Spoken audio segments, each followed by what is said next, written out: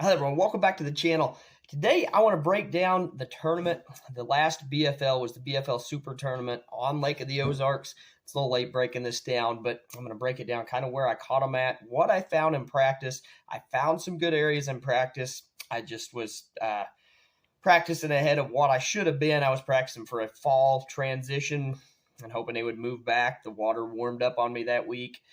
They were not back there. They was there in practice, but then the wind quit blowing. It warmed back up, so they didn't move back in there. So here's what we're looking at right here. I started off in practice. One of the good areas I found is this first area right here. And it was the first and the second area. I really liked those two areas. But the wind was blowing really hard that day, and it was blowing the shad in the backs of the coves. So I found those in the red area right there in this picture here. That's the two areas that I found in practice.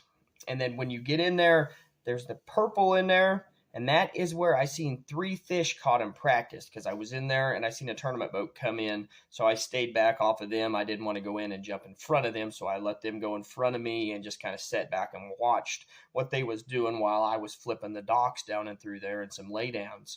And I watched them catch 3 fish in there, and they called twice out of the 3 they caught right there. So that told me that the bass were back in there, and that's right in there to that back, and that wind, like I said, was blowing real hard, and it was pushing all those shad back in there. So that told me that was a good area to key on, and there was fish sitting in there. And then the green is when I ran in there in the tournament, and I caught 1 short out of there is all I caught, and that's where I caught that bass at in the tournament, was out of there, and that was on a 2K jigs.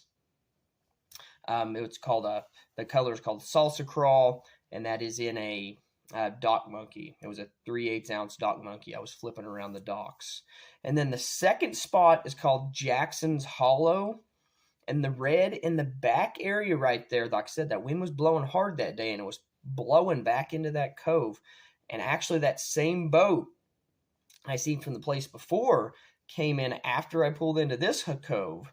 So I let them go ahead of me in there too, and I let them know, hey, I seen some bass busting back in there. I said, you guys go ahead back in there, because I said, you guys are in a tournament. You guys jump ahead of me. You guys go back there and see if you can catch some of them that's busting. And I did watch them catch. I can't remember if it was 1 or 2 back in there. Oh, it was 2. There you go, my notes. Yep. They caught 2 of them back in there, right there where the purple dots are. They caught 2 of them back in there. So those are some good areas to key on. And had it been a little cooler in the tournament, I believe I would have caught them a lot better. And had the wind been blowing, I know I would have caught them better back in there.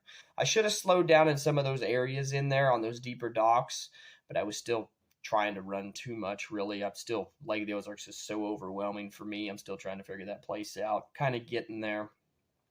And then the third spot was the good area that I found with lots of shad in it, and the wind, like I said, this was the next day, and the wind was just blowing back in there, just blowing them all in there. So I found them in there, and I was throwing a crankbait back in there and a spinnerbait, and I could see them on the active target back in there, and I could see all the shad as well, and I was just casting to them back there, and it was about 4 foot of water back in there. And I was just picking them off back in there, and I caught 4 shorts back in there during practice. Had it cooled down a little bit and that wind been blowing in the tournament, that would have been another good spot. But like I said, the water was still up in the, the 80s then, so it needed to cool down really to about 75 or so or under that to really be good. But it was still about 80 in the tournament. Now, the fourth spot is where I caught 3. The red dots is where I caught 3 in practice, and those were good fish. 2 of those fish were 4-pounders in that area. I was throwing a chatterbait, and I was throwing that at like a shad color, and I was throwing that with a Zako on it, and I was just jigging it. There's a lot of brush piles around those docks there, and the bass were real aggressive, but the wind was blowing that day. And then the purple is where we caught them in the tournament. I caught 1 short, and then my co-angler caught 3. Well, he got 2 keepers and 1 short out of there. He might have caught 2 shorts. Can't remember how many it was, and I know I caught 1 short. And what I should have done in the tournament, I hit it that first thing that morning, and then I ran to my other stuff, and that stuff wasn't really working, and I didn't come back to this area. I should have stayed and made a couple more passes through this area, because I know I missed a lot of fish in this area. And this area right here, why they stage here is the orange right there, like this is the summertime. And the morning they came up and they were feeding right there where all the marks are. What was it? The red's where I caught them in practice, and then the purple's where we caught them in the tournament. And they were in there because of those ditches running off the main channel where they can move up in and out to that deep water. So that's what you want to look for in something like that. This is kind of a flatter bank. It looks like it is on a map, but it's got the good ditches that run into it right there. And if the wind had been blowing, the green area right there would be good on those points. If you could get the wind blowing and pull those shad up on those points, and you could throw a crankbait or a spinnerbait, depending on the time of the year. This time of year was September. They had a bit of crankbait really good. Had that wind been blowing up on those points to get them up there, or even a swim bait would have been good. Now, what I should have done there is I should have backed off, because my co-angler caught him on a shaky head. He caught him on a finesse worm. I believe it was a finesse worm. It was a finesse worm or a trick worm. It was a 7-inch or 4-inch finesse worm, or 7-inch, some kind of finesse worm. I don't know if it's Zoom or not. I know it was June bug, and it had a chartreuse tail on. That's what he was throwing. And I was throwing a chatterbait and a jig and also a ringer worm. And I just caught one short out of there. I should have went back through with the shaky head and picked up a couple more myself, but I was trying to fish too much water, hoping they would be back in those areas, which the wind did not blow that day, so they was not back in those first areas I showed you. So after that, I kind of just went fishing because I didn't really have anything else. I had to kind of start heading back towards the boat ramp.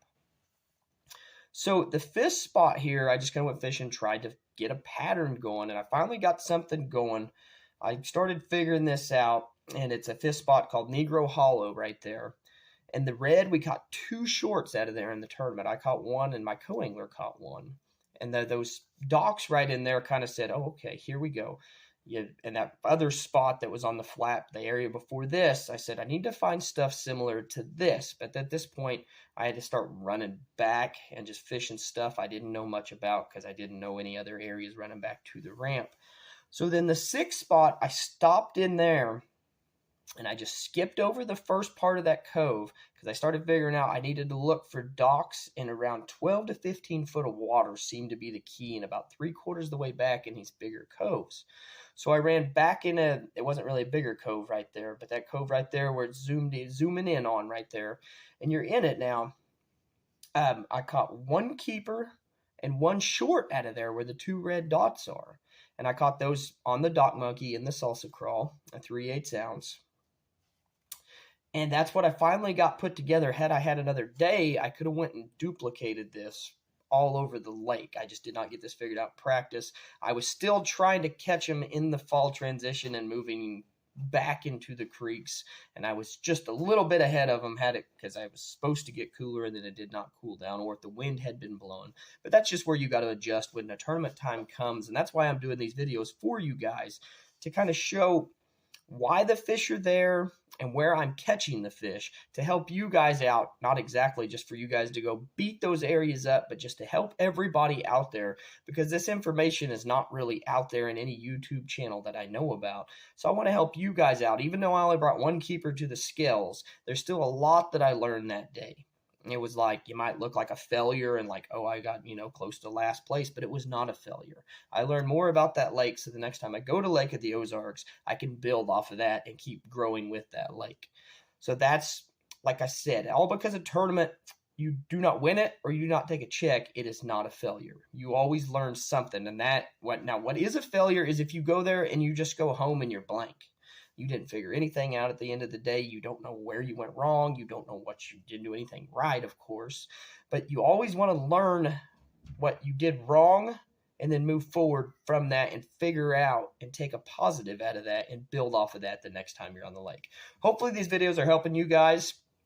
If you guys are not a subscriber to the channel yet and you're still watching at this point, if you would subscribe to the channel, like the videos, that helps get the content out there. And I appreciate all you guys that have been subscribing to the videos and liking the videos, and look forward to doing another video for you guys. Thank you.